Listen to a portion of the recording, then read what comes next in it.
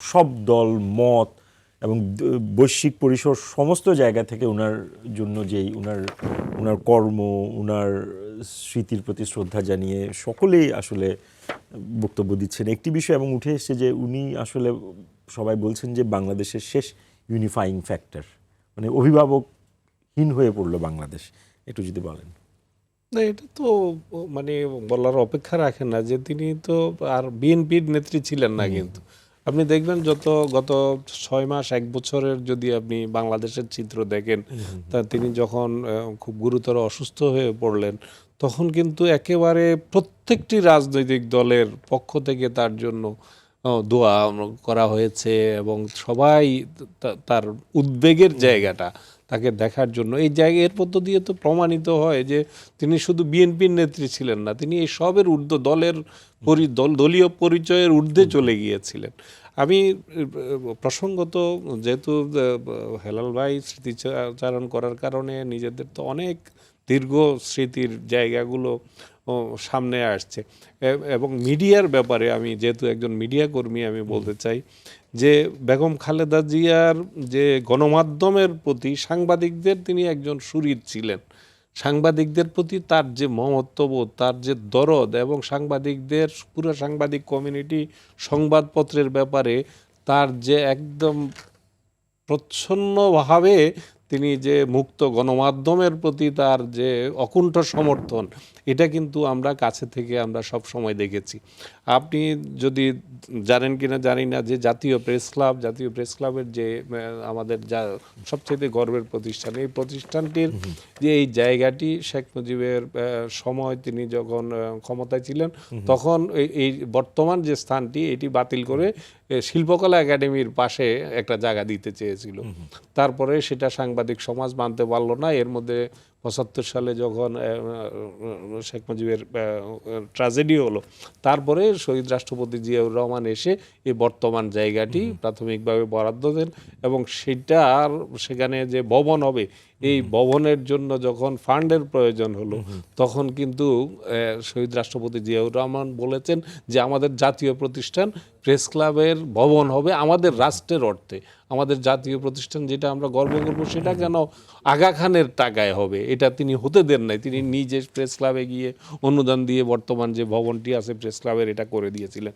বেগম খালেদা জিয়ার সময় আমরা যখন জানালাম যে আমাদের জায়গাটা তো আমাদের ভবন হলো, আমরা আছি কিন্তু এই জায়গাটা তো আমাদের নামে নাই, জায়গাটাই যেটা যে কোনো সময় এটা হুমকির মুখে পড়তে পারে, তিনি পুরো জায়গাটা স্থায়ীভাবে প্রেস ক্লাবের নামে দলিল করে দিলেন এবং প্রেস ক্লাবের যে মিডিয়া সেন্টারের এখনও তার নাম ফলক আছে, তিনি মিডিয়া সেন্টার করে দিবেন, 20তলা মিডিয়া সেন্টার হবে, তিনি সেটার ভিত্তিপ্রস্তর স্থাপন করলেন। কিন্তু তারপরে ক্ষমতার পালাবদলের কারণে সেই মিডিয়া সেন্টারটা আজও পর্যন্ত হলো না। পরের যে পতিত প্রধানমন্ত্রী তিনি গিয়ে খালেদা জিয়ার এটাকে পাশ কাটিয়ে আরেকটি ফলক লাগিয়েছেন, বলেছেন অনেক বাগাড়ম্বর করে এসছেন যে আমি এটা করে দেব, কিন্তু কিছুই হয় নাই ওই ফলকটা ছাড়া।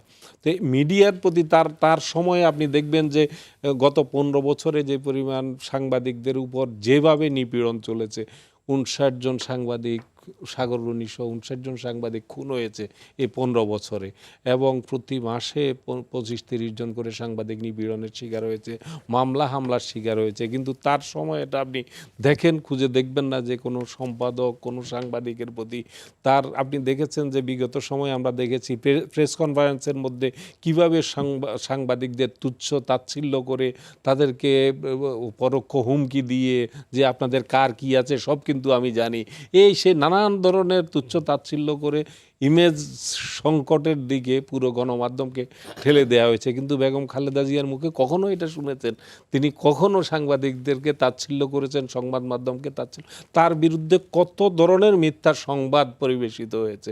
আপনি দেখেন এখন ভার্চুয়াল জগতে আসছে বিভিন্ন পত্রিকার সে মানে ক্লিপগুলো ভার্চুয়াল জগতে আসছে যে তারেক রহমানের বিরুদ্ধে, বেগম খালেদা জিয়ার বিরুদ্ধে কত মিথ্যাচার করা হয়েছে, কিন্তু কখনো কোনো সংবাদ মাধ্যমের বিরুদ্ধে কোনো ধরনের ব্যবস্থা তারা সেরকম কঠিন কোনো ব্যবস্থা নিয়েছেন এরকম কিন্তু নাই। এর আগে বিদ্যুৎ খাতের ব্যাপারে কিছুক্ষণ আগে আব্দুল মজিদ সাহেব বলেছেন, এই যে মইনু আহমেদ ষড়যন্ত্রের জাল বুনে ক্ষমতায় এসে উচ্চাবিলাসী মইনু আহমেদের ভাষণের মধ্যে বলেছে যে তারেক রহমান 20,000 কোটি টাকা বিদ্যুৎ খাত থেকে লুটপাট করেছে 5 বছরে। আমি তারপরে সেটার জবাবে আমি রিপোর্ট করেছিলাম, সে রিপোর্ট আলোচিত হয়েছিল যে 5 বছরে বিদ্যুৎ খাতের বাজেটই ছিল 13,000 কোটি টাকা, সেই জায়গায় 20,000 কোটি টাকা লুটপাট। 13,000 কোটি টাকা তো এটা পরিচালন ব্যয় হিসেবে বাজেট ছিল। সেটা কি তাহলে বিদ্যুৎ খাতের লোকজন বেতন পায় নাই? তারা কি মেনটেনেন্সের কাজ করে নাই? হ্যাঁ, উৎপাদন সহ। তো এই যে ভুয়া এবং ভিত্তিহীন ন্যারেটিভ দিয়ে জিয়া পরিবারকে কুলুষিত করা, তাদেরকে দুর্নীতিবাজ বানানোর জন্য, এবং কি না করেছে, কিন্তু আলটিমেটলি একটি অভিযোগও আজ পর্যন্ত সত্য প্রমাণ করতে পেরেছে? পারে নাই। সুতরাং কারণ বেগম খালেদা জিয়া যেমনটি বলছেন যে জিয়াউর রহমানের সবচেয়ে বড় যে ইয়ে ছিল, তিনি সততার মাপকাঠিতে একেবারে অপ্রতিদ্বন্দ্বী ছিলেন। তিনি তার আত্মীয় স্বজন কাউকে কখনো তিনি কিন্তু কেউ চিনে না। জিয়াউর রহমানের ভাইয়েরা, জিয়াউর রহমানের এদের সম্পর্কে কয়জনে জানে আমাদের দেশে? কিন্তু সেই তার ধারাবাহিকতা বেগম খালেদা জিয়াও কোনো রকম দুর্নীতির সংশ্লেষ যেখানে দেখেছেন, তিনি কোনো অবস্থাতেই তিনি সেই সুযোগগুলো দেন নাই। আমরা তার সাথে কাজ করতে গিয়ে অনেক স্মৃতির জায়গা আছে। বিশেষ করে আমি একটি ঘটনা বলতে চাই। এই 2001 সালের নির্বাচনের পূর্বে তার সাথে যখন আমরা সফরে আসি, এরকম একটি সফরে কুষ্টিয়াতে একটু সাংবাদিকদের যে বহরের সাথে যে সাংবাদিকরা ছিল, তখন একটা ঘটনা ঘটেছিল দুঃখজনকভাবে, একটু মিসম্যানেজমেন্ট হয়েছিল। এটা জানার পর এরপর থেকে তিনি নিজে প্রত্যেকটা জায়গায়, জয়পুরহাটে আমরা নির্বাচনী প্রচারণা চালাতে চালাতে রাতের প্রায় 1-1:30 বেজে গেছে, আমরা তাকে নিয়ে জয়পুরহাট প্রেস ক্লাবে গিয়ে সার্কিট হাউসে গিয়ে উঠেছি। রাতের সম্ভবত 12:30 থেকে 1টা বেজে গেছে তখন তিনি যখন সেখানে ঢুকেছেন। তার জন্য যখন খাবার পরিবেশন করা হলো, তিনি খবর নিলেন যে সাংবাদিকরা খেয়েছে কিনা। তারপরে তার ব্যক্তিগত কর্মকর্তা এসে আমাদেরকে বললেন যে ম্যাডাম আপনারা খেয়েছেন কিনা জানতে চেয়েছে, আপনারা যদি গিয়ে একটু নিশ্চিত করেন তাহলে ভালো হয়। তারপরে আমাকে ডেকে নিয়ে বলাইলো যে আমরা খেয়েছি, কোনো সমস্যা নাই, আমাদের থাকার ব্যবস্থাও হয়েছে। এই যে একটা ঘটনা তার মাথায় এসেছে, তারপর থেকে তিনি এটা মাথায় নিয়েছেন, আর ভুলেন নাই যে আগে সাংবাদিকরা খেয়েছে কিনা এটা নিশ্চিত করে তারপরে তিনি খাবারের জায়গায় বসতেন। এবং এই যে আমরা এদিকে সাতক্ষীরার কলারোয়ায় ত্রাণ বিতরণের জন্য যাবেন, তিনি এদিকে গেলেন, সে মাদারীপুরের ফেরিঘাটে এই যে ছাত্রলীগ, যুবলীগ, এরাও ফেরিঘাট থেকে ফেরি নিয়ে মাঝ নদীতে রেখে দিয়েছে বাহাউদ্দিন নাসিমের গুন্ডা ভান্ডারা। তারপরে সেখানে তারা এসে ফাঁকা গুলি করে ত্রাসের রাজত্ব কায়েম করলো।